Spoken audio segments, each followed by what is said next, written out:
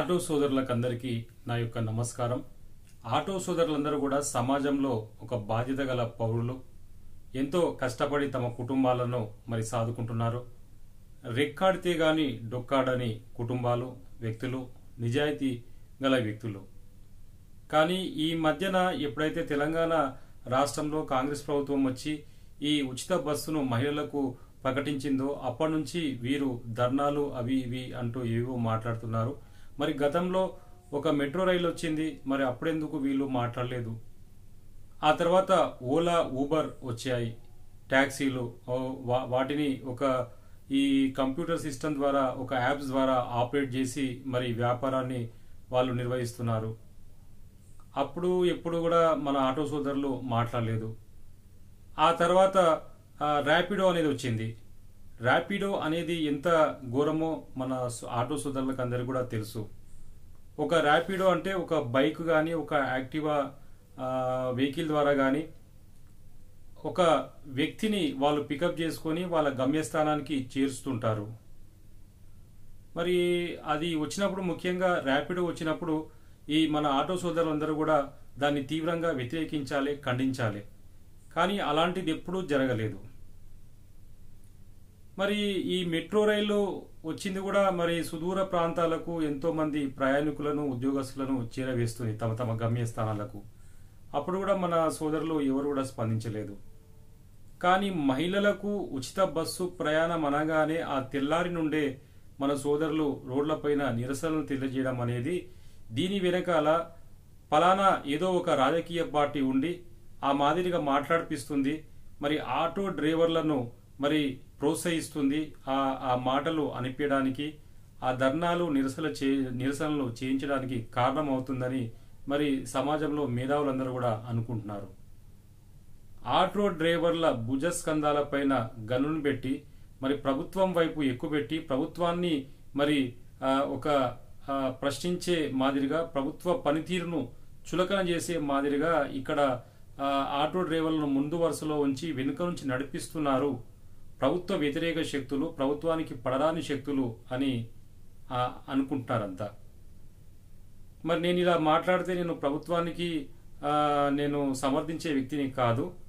కానీ ఏదైనా ఒక ప్రభుత్వానికి కొంచెం సమయం, కొంచెం గడువు అనేది ఇవ్వవలసిన అవసరం ఉంటుంది. ఆ తర్వాత మనం బాధ్యతాయుతంగా ప్రభుత్వం పైన స్పందించాలి, మాట్లాడాలి, విమర్శించాలి, ధర్నాలు చేయాలి. అప్పుడు దానికి ఒక అర్థం అనేది ఉంటుంది. మరి పట్టుమని ఒక 15 రోజులు కాలేదు ప్రభుత్వం గద్దెనెక్కి, నెల రోజులు కాలేదు, 3 నెలలు కాలేదు, 6 నెలలు కాలేదు, అప్పుడే ఈ ధర్నాలు, రాస్తారోకోలు ఇవన్నీ అంటా ఉంటే మరి దీని వెనకాల కొందరి గిట్టని నాయకులు, అధికారాన్ని కోల్పోయిన నాయకులు వెంటుండి ఇవన్నీ చేయిస్తున్నారని చెప్పేసి మరి అందరూ అనుకుంటున్నారు. కాబట్టి మన ఎవరైతే ఆటో యూనియన్ల నాయకులు ఉన్నారో, ఆటో నాయకులు ఉన్నారో, వాళ్ళ కుటుంబ సభ్యులు కూడా, వాళ్ళ చెల్లెలు కానీ, అక్కలు కానీ, తల్లులు కానీ, వారందరూ కూడా ఈ బస్సులో ఫ్రీగా ప్రయాణించే సౌకర్యం ఉంది.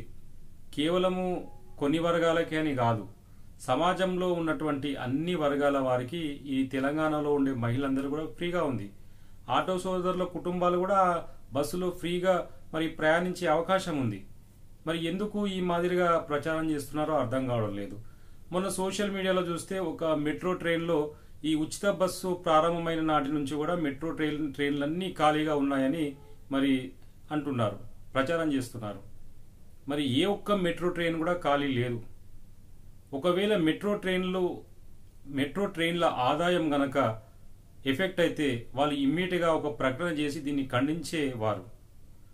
ఏ ఒక్క మెట్రో ట్రైన్ కూడా ఈ రోజు వరకు ఖాళీగా వెళ్తలేదు. అన్ని మెట్రో ట్రైన్లు ఫుల్గా నిండి మరి మహిళలతో, స్త్రీలతో, యువకులతో సపరేట్ కంపార్ట్మెంట్లో వాళ్ళు యథావిధిగా ప్రయాణిస్తున్నారు. ఎందుకంటే ఆటోలో ఎంత సౌకర్యం ఉంటుంది, బస్సుల్లో ఎంత సౌకర్యం ఉంటుంది, మరి మెట్రో ట్రైన్లలో ఎంత సౌకర్యం ఉంటుంది, ఎంత కాలుష్యం ఉంటుందనేది అందరికీ తెలిసిన విషయమే. దాన్ని బట్టి ఎవరికి ఏ రూట్లలో ఏది అలవాటైతే దాన్ని మరి ఖచ్చితంగా ఆ రూట్లో ఆ వాహనాన్ని ఎన్నుకొని వాళ్ళకి ప్రయాణించే ఒక స్వేచ్ఛ, అది వాళ్ళ ఆర్థిక స్వేచ్ఛ వాళ్ళకు ఉంది. అంతేగాని దీంట్లో వేరే విషయం ఏది ఉండదు.